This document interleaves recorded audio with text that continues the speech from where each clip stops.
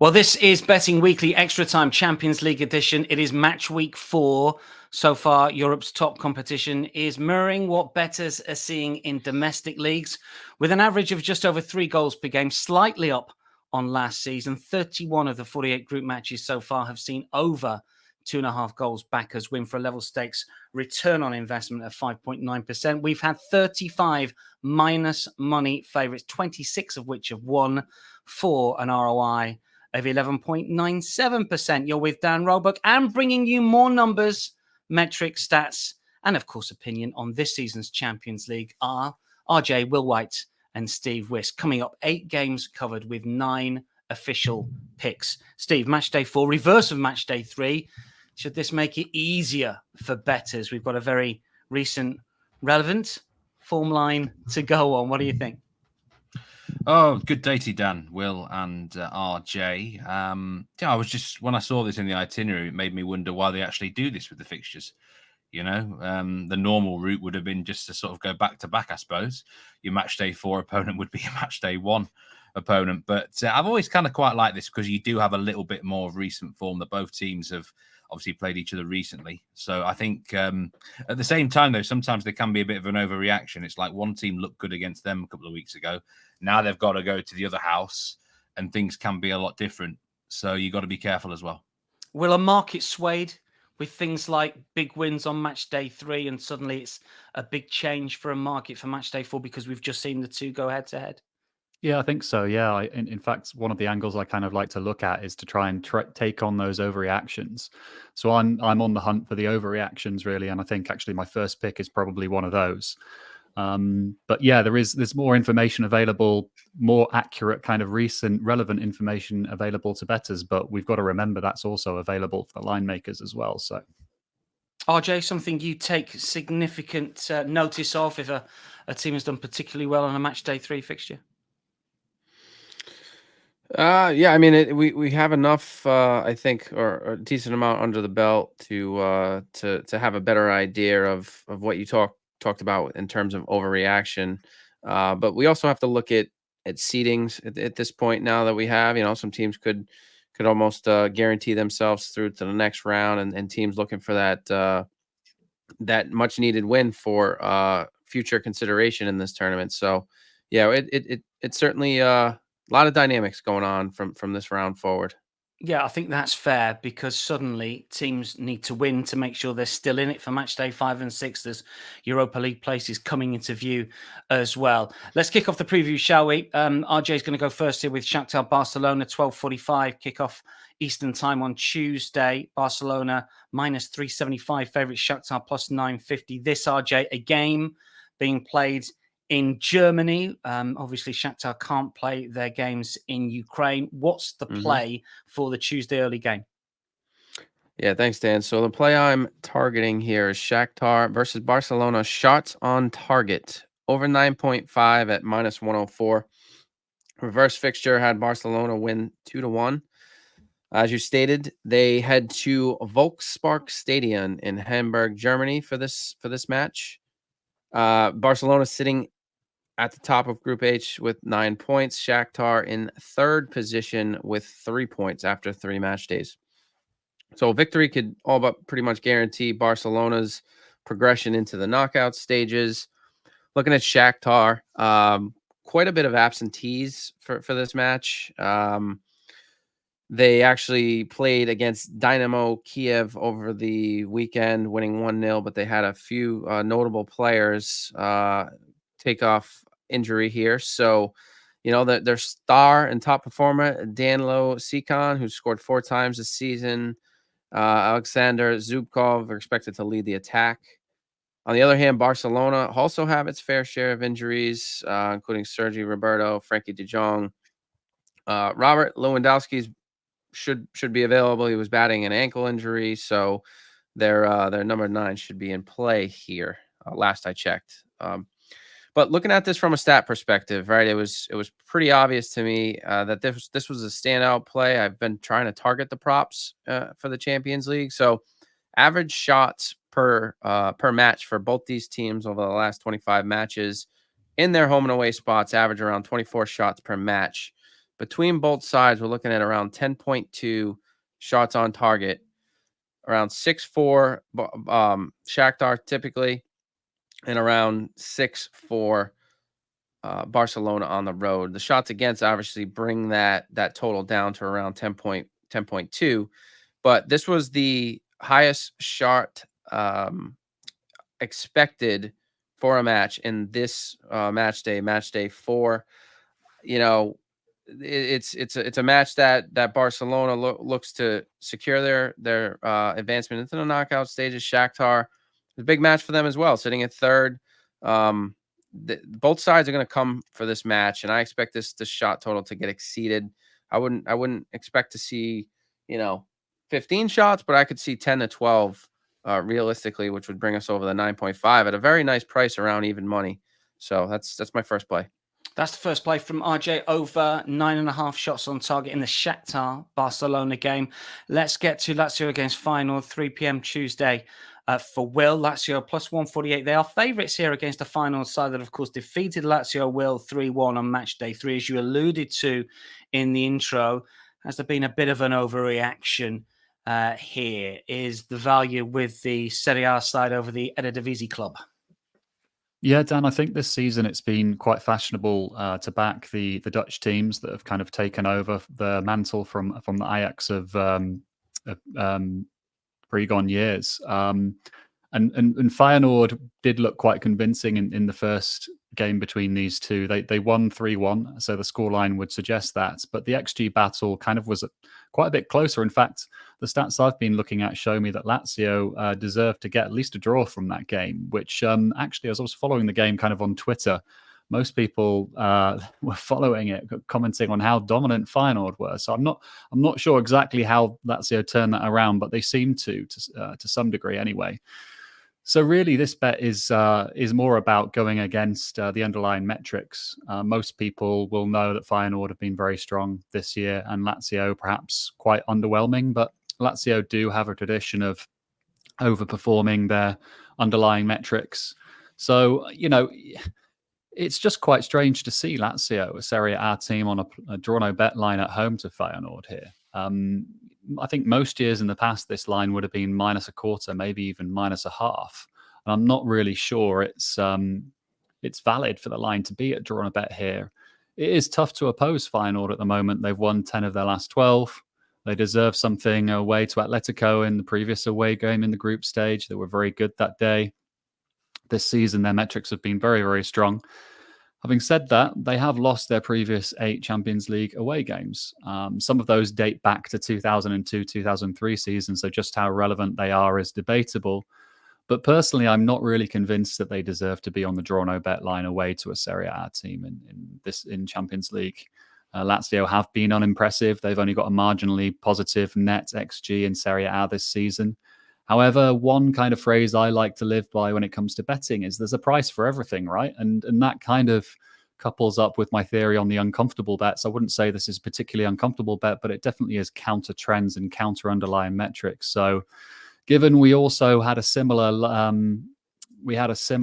angle of attack on the Lazio-Fiorentina game from a couple of weekends ago, we took advantage of the market being super down and negative on Lazio.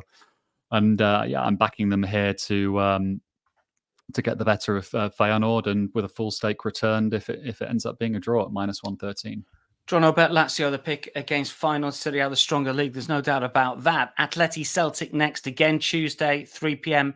Eastern. Celtic a big price dog here. RJ at +900. Atleti short at -335. Celtic bottom of the group, of course. They need something from their trip to the Spanish capital, but they've never beaten Atleti. Talk us through your play here, because you think that goals could be on the agenda. I do, Dan. Looking at both teams to score in this match, again at -103, close to even money. Just to touch on the reverse fixture, Celtic 2, Atletico 2. Atletico went down to Las Palmas over the weekend. They lost 2-1. And Celtic extended their unbeaten run across all competitions. The last 6 matches, 4 wins, 2 draws, with a 3-0 win against Ross County to extend their pretty strong lead in the Scottish Premiership table. Brendan Rodgers, manager of Celtic, made quite a few changes for their second league game in just 4 days of short order, right? To kind of save his standouts for this fixture. Hopefully a calculated risk that works, because they took care of Ross County 3-0 with pretty easy work. The interesting stat here, and just to look at the table, Atletico Madrid sit in second place with 5 points after 3 match days. As you said, Celtic sit at the bottom with just 1 point. And Atletico kept a clean sheet in just one of their last 11 competitive home victories, right, for that matter. And that was an interesting trend. I'm not a big trend person here, but we look at Celtic in a desperation state. Atletico Madrid, striving to get closer to the knockout stages. Certainly no guarantee there. Feyenoord with 6, Lazio right behind them with 4. And if things pan out to the way Will may see it, Atletico Madrid definitely have some pressure here. Despite the draw in the reverse fixture, they're just 1 point away, as I stated, from the top spot in Group E. And, Atletico's recent form in all competitions, with 5 wins in the last 6 matches, outside of their loss against Las Palmas over the weekend, have them in quite good standing. The odds makers obviously feel as though that Atletico should handle Celtic fairly easily. Celtic, as I stated, on the other hand, yet to secure any they have 1 point so far. So even though they've struggled internationally, they have been, a force domestically. And I think because of their desperation, their recent win, resting the stars, I do like Celtic to get on the board, especially with Atletico Madrid not really being as tight as you would expect. And the stats also suggest that both sides should get on the board here. So again, both teams to score -103 is the play. Shade under even money for RJ's pick. Both teams to score yes in the Atleti Celtic game. Atleti maybe not as tight at the back. I think that's fair comment. Milan Paris next up again Tuesday, 3 p.m. Will, you're tackling this one for us. Milan without a goal in the Champions League this season. It is an incredible drought. Paris Saint-Germain, on the other hand, always seems to score in Champions League group game fixtures. Got competition record, in fact. But you are playing the unders. Milan potentially swaying you in this way. How do you see it? Yeah, I think if Pioli wants to get a goal, at least a goal in this game, he's going to have to give up on that midfield of Rade Krunic and Pobega. I think he's just been far too defensive so far. And we've spoken about Milan being reliant on Rafael Leao quite a lot before on this show. And I think it's quite apparent now, like you said, that yet to score in the group stage. They only created 0.87 of XG against Udinese over the weekend. And I'm just not sure how much attacking threat they have to offer versus this super experienced PSG defense. 2.75 goals is a high goal line. It's not a 2.25 line that we're looking at here. And how much are Milan going to contribute towards that? I think we've spoken about PSG quite a lot on this show before as well. Obviously, they are starting to tick. They've won the last 5 games. They've scored 3 goals in each of those games. A couple of those games, they were quite flattered to score 3 goals, I thought. Against Milan, actually, in the last round, they only generated 1.33 of XG. So I think the 3-0 flattered them a little bit. And then over the weekend against Montpellier, again, scored 3, but only generated 1.16 of XG. So, yeah, I do quite like the unders. The line is quite high, as I mentioned before. Game state is a bit of a concern. Milan are kind of on the brink of going out here. And so I think lots of people are targeting the overs here, kind of like the fact that Milan need to win. They think they're going to open up. I think they'll probably start Ruben Loftus-Cheek over Pobega, go with Loftus-Cheek, Renders and Krunic in the midfield. If Krunic is fit, that probably makes them slightly more attacking threats. The first game between these two really should have gone under. The line was 2.75, I believe, on that day as well, but only a total of 1.91 XG was generated. As I said, I think bettors are getting a bit carried away with the idea that Milan need to win.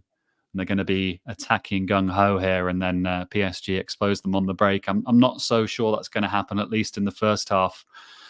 The other angle with Milan's totals in the group stages so far is that they're under versus Newcastle in Matchday 1, which is their other home game in the group stage. Unders got backed massively in from 2.75 to 2.25. Newcastle were definitely a factor in that, and Eddie Howe definitely approached that game very cagily. I don't think that PSG are capable of the same, but it just goes to show that often money does come for the Milan unders, and I just think the 2.7 line probably should be closer to 2.5. Minus 115 under 2.75 goals in the Milan Paris Saint-Germain game. Steve, you still with us? Oh, I'm up. Am I actually up here, Dan? Yes. I've got a couple of things to say about the PSG game. Be quick. I forgot to look at the cards. This probably would have been a pick, but over 2.5 Milan cards can be backed at minus 107. There's a Spanish referee, so that really should cash. How is Radek Krunic plus 300 with Bet Rivers to be carded again? Theo Hernandez, another one, plus 300. I mean, they really are dangling a big carrot here, Bet Rivers. Yeah, great shouts. Yeah, interesting. They cashed, didn't they? Certainly overs when it came to the cards on match day 3. Steve, we've got Napoli Union Berlin for you here, which is a Wednesday 12:45 Eastern game. Union Berlin on this horrible run at the moment, as we know. We seem to talk about them every single show. Napoli are short price favourites. You were on Napoli Asian handicap at the weekend in the European preview show, and you're sticking with the Serie A title holders here. Yeah, same handicap again, Dan. Minus 1.25 Asian handicap, minus 113. I mean, what am I missing here? This should be a comfortable win. Union Berlin have lost their last 12 games in all competitions, like you said. They have actually been more competitive in the Champions League, mostly at the Olympic Stadium, I must say, in Berlin. Maybe they kind of rose their level for those games, but I've just seen nothing from Union recently. There's just no sign on the field that they're improving. They can't score goals. The manager should be under pressure, but it sounds like he's not, because he's got more credit in the bank than at Fort Knox. But how much longer can he keep going on? I mean, Napoli fundamentally should have far too much for what is basically a Bundesliga side who are not even really a top half team at the moment. So put it on that perspective, Napoli know it's a great chance to get 3 points. Napoli have scored at least 2 goals in 10 games this season, so I don't think there's a problem with their offense. Very good chance they win to 0. Sometimes I said at the weekend with the Napoli bet, it might be a bit of a square play, but these obvious bets are sometimes the best ones, really, Dan. At very worst, they should be winning the game. I've seen nothing from Union. And I do wonder now with the German outfit whether they've really got to think about their domestic campaign and just kind of, the Champions League's nice to be in the Champions League, but realistically, let's get out of this competition. Focus may well be, because they're in the relegation zone domestically. So I think they might be starting to look ahead a little bit more. So Napoli handicap for me, Dan, fairly straightforward one. We've all been waiting for some positive regression when it comes to Union. We've all had a bit of a pop trying to play them somewhere or another. Will, you did it at the weekend. I mean, are you now thinking I'll just leave Union alone? I should probably get my coach, shouldn't I, really? I've just been waiting for that regression. And over the weekend, 4 shots for Eintracht Frankfurt, 3 goals, albeit shots from great locations. They really were big chances. So no complaints, really. Eintracht did deserve to win the game. But generally, Union have just been getting so unlucky. They're in their opponents' incredibly high chance conversion. It's something we've all been waiting for it to regress a little bit, but it just hasn't. Union, when they went away to Real Madrid in the match day 1, they only lost 1-0, but Real Madrid battered them. I think that was the start, actually, of their kind of demise. 3.8 XG Real Madrid created on that day, and I can see a similar thing here. It's a similar profile of game, so I can't really see how Union hold on. Real Sociedad, Benfica for Will. This is Wednesday, 12:45 as well, Eastern here. La Real minus 112. They are favourites to beat Benfica. Had a shocking group stage so far. Real Sociedad maybe unlucky not to get a point against Barcelona at the weekend. Will, you will know more about that one than me. Talk us through your thoughts here and your play for La Real against Benfica. Yeah, Real Sociedad, very, very unlucky over the weekend. I was on them there, plus a quarter. Can't believe they lost that game. They really deserve to win it. Really just very unlucky, that one. My main angle here is on the unders, though. Under 2.5 goals at minus 117. In all three of La Real's Champions League group games so far, big money has come from the unders. The big groups and sharp bettors out there know there's an angle here with Real Sociedad unders. And they've been rewarded in 3 out of 3. All 3 games have gone under, as well as under 2 total XG being generated in each of those games. The line was shorter than this in the reverse fixture. It was the 2.25 line. And despite the 1-0 score line, somehow we've got a 2.5 line here. I think the market's getting a little bit carried away with game state again. And it kind of dictates that Benfica will be pushing forward here. But if that wasn't the case at home in Matchday 3, when they still had 0 points and were at home, what's going to change here? I don't think they're necessarily going to be that gung-ho. I can see the money coming for the under 2.5 here again. So if bettors want to follow me in here, I'd advise jumping on this one quite quickly. Okay, minus 117 at the moment for under 2.5 in the Real Sociedad Benfica game. Steve, PSV Lens for you Wednesday, 3 p.m. Eastern. PSV this incredible record domestically, but it hasn't quite been as easy for them in continental competition. What's the play here against the Liga side? I'm going with over 3 Asian goals at plus 120. So a bigger than normal price. In a way, this is a bit of a moral victory for the books against me here, because I was always going to... I've watched both of these teams quite a lot this season. I was always taking the overs here, whatever, unless the line was stupid. But so I'm frustrated. I wanted to be on over 2.5, but it was like minus 143. And then I looked at the over 2.75 line, and that was frustratingly short as well. So I'm looking for a value, and I think the over 3 line is actually probably the better value line if you are on the overs. It's frustrating that this line is so high as it is, but I do believe it'll be a really open game. PSV, every single one of their matches this season, apart from one, has contained at least 3 goals. And that was the reverse fixture, the 1-1 draw, but it should have gone over. There was so many chances in that game. And Peter Bosz is really enjoying life. This was a perfect fit for them. They've won every game domestically. I mean, Luke de Jong, it's like a second coming of him, isn't it? 15 goals in all competitions, 8 assists. Old dog, but he knows what he's doing. He knows how to find the back of the net. And Lens, I've said for a while, I said the weekend preview show, I'm waiting for them. I think now's a good time to be siding with Lens as well. I think they can start to get on a good run. They're playing better football. They're still not converting the chances. They're the biggest underachieving side offensively in France this season in Liga, but maybe that can change in the Champions League. Fundamentally, I just think it's going to be a really good open game of football. PSV fixtures dictate this. Just they suck sides into shootouts. And unless a lot of chances are missed again, this should at very least have 3 goals. I'm really hoping it's not 3 exactly, Dan. I really would be angry. I want this to go well over and cash on a nice plus money winner. But yeah, that's why I'm preferring the over 3 goal line, because I think it can go significantly quite over. RJ, you've got a pick on this as well, and it's a similar theme, but we're looking at the prop markets and the shots on target specifically. Yeah. Looking at shots on target here, over 8.5 at minus 106. So just to backtrack a little, the reverse fixture was a 1-1 draw between these sides, and there was only 3 shots on target last time out. So very low efficiency, if you will. PSV, as stated, sit at the top of the Eredivisie. 41 goals in a short, I think it's 11 matches. They've scored 11 goals in their last 2 matches. They won 6-0 against Heracles over this weekend on the road.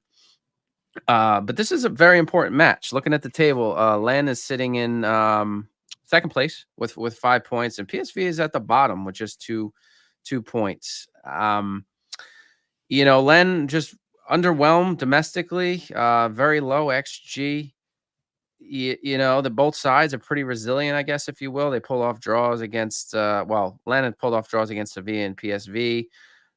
Pretty solid defensively. They've kept 3 clean sheets in their last 4 matches, and they've managed to keep their opponents from scoring more than once since early September. So, we usually target goals and some excitement here. That's not a very good side to target. That's why we typically don't target them very much. And PSV, a lot of pressure, as they say, sit at the bottom of the table. Obviously, tremendous domestically. leading the Eredivisie with 11 wins and 11 games, but they've struggled, and they're actually winless in 17 matches outside of the qualifying round and haven't secured a European victory at home since 2015. So historically, things are against them.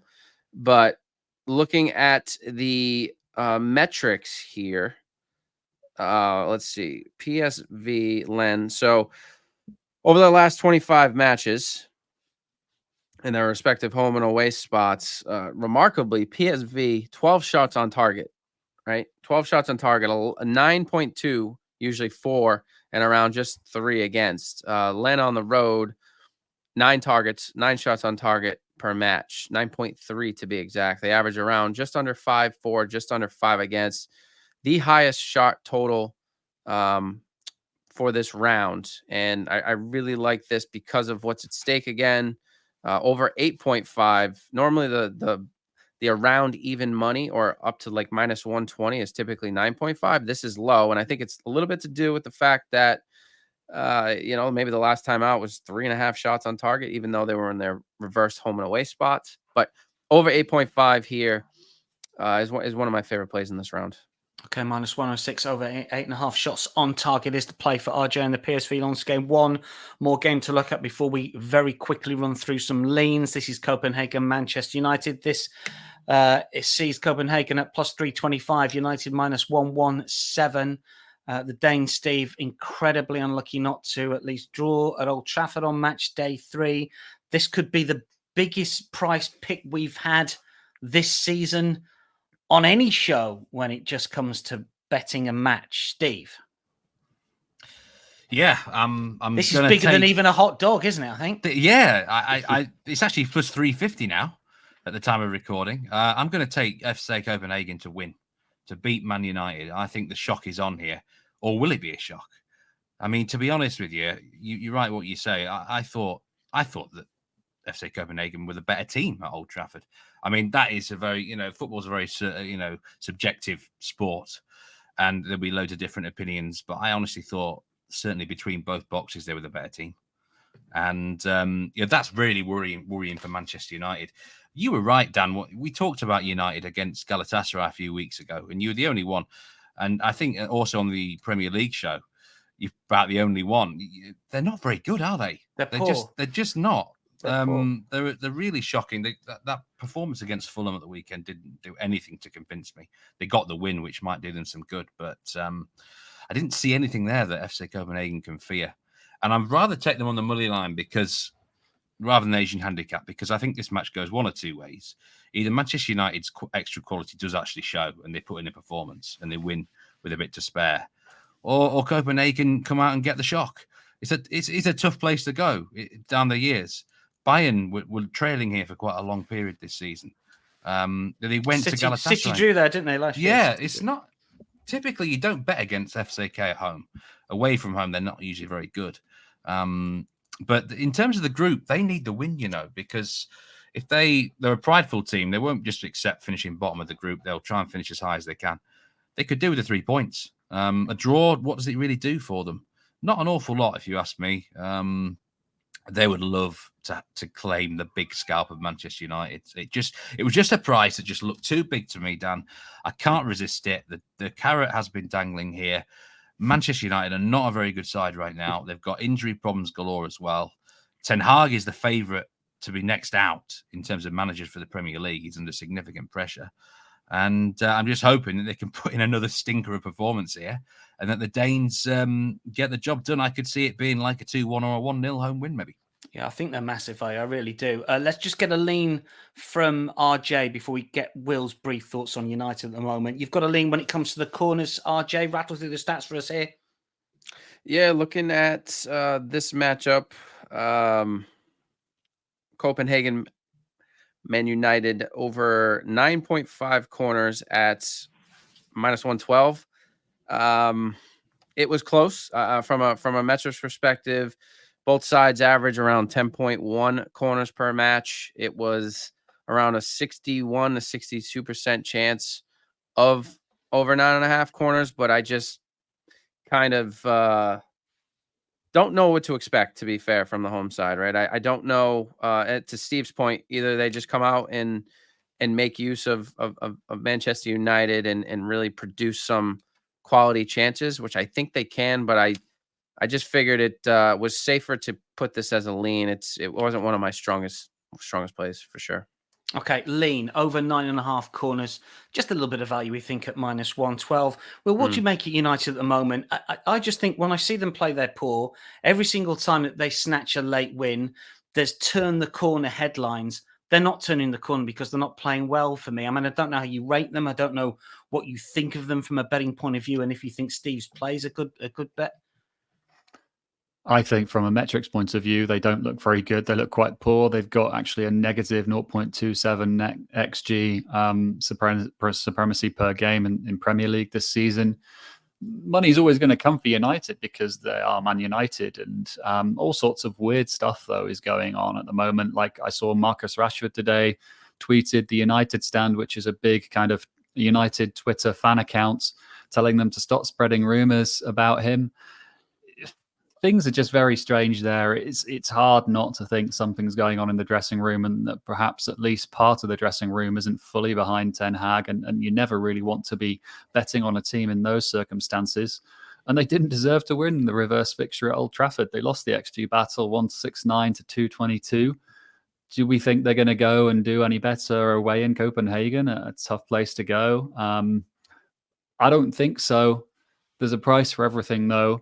In previous seasons, this play plus 350 probably would have been plus 550. So you're getting a big reduction in price for that. Would I be betting the plus 350? Maybe not, but I certainly wouldn't be backing United at odds on. Interesting. Big game, Copenhagen, Manchester United in the context of the group as well. We've got two leans and then best bets. We need to get through these quickly. Steve, same group for you, buying Galatasaray. What's the lean on this one? Yeah, it's a lean of a very high goal line, over 4 goals at plus 125. And now this would have been a bet of mine if the over 3.5 line had been at, say, minus 105. I'd have happily gone with it. Fundamentally, I think there's at least 4 goals in the game. But the Champions League really frustrates me this season. The amount of things I really like, the price just isn't there. It really starting to annoy me, actually. And this is a fine example of it. Again, the 3.75 goal line's not amazing. So over 4 actually looks the best value if you like the goals. Feels high, but it's not maybe high enough with buying. Their fixtures are crazily high with goals, and Galatasaray may well have the same approach they did when they went to Old Trafford. So I think over 4 Asian goals at plus 125 probably at least pushes.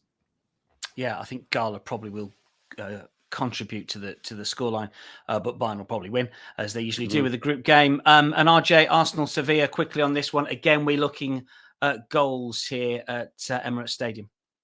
Yeah, over 3 at minus 114. I was very close to making this an official play. I think what kept me at bay, so to speak, is just Arsenal's recent form of the last 2 matches, losing 3-1 to West Ham, and then this past weekend against a tough Newcastle side. I mean, to be fair, Newcastle's obviously very strong side, so I wasn't expecting too much in terms of goals or a great performance from them. They obviously have a few injuries. I believe Gabriel Jesus is going to be out for this match. However, looking at this, this could be a match where they just explode, right? At home, Len is sitting on their tail with just 1 point behind. I really could see goals in this match. It just kept me at bay because of their recent performance. But now that I say this, could be 3-2, 4-1 type match. Is one of my favorite plays, to be fair. But it's only a lean officially. Just a lean over 3 on the Asian goal line, minus 114 at the moment for Arsenal against Sevilla. Best bets, Will, what's your best bet? Match day 4 of the Champions League. I'm torn between the Lazio pick and the unders in Real Sociedad. I'll probably go under 2.5 and Real Sociedad Benfica, just because it's backed up by the shrewd bettors coming for the unders in Real Sociedad games. Yeah, I like that one. Steve, your best play? It's got to be Napoli, minus 1.25 Asian handicap, facing a team that's lost 12 straight games in all comps. It's the wrong answer. Copenhagen's your best play. RJ, what's your best play? Oh, I am going to go with Shakhtar Barcelona, shots on target over 9.5. Good stuff. That wraps up Betting Weekly Extra Time Champions League edition. Many thanks to Steve, to Will, and to RJ. Later this week, the boys will be tackling the Europa League, so watch out for the best bets in that competition. For now, though, from all of us, it's goodbye.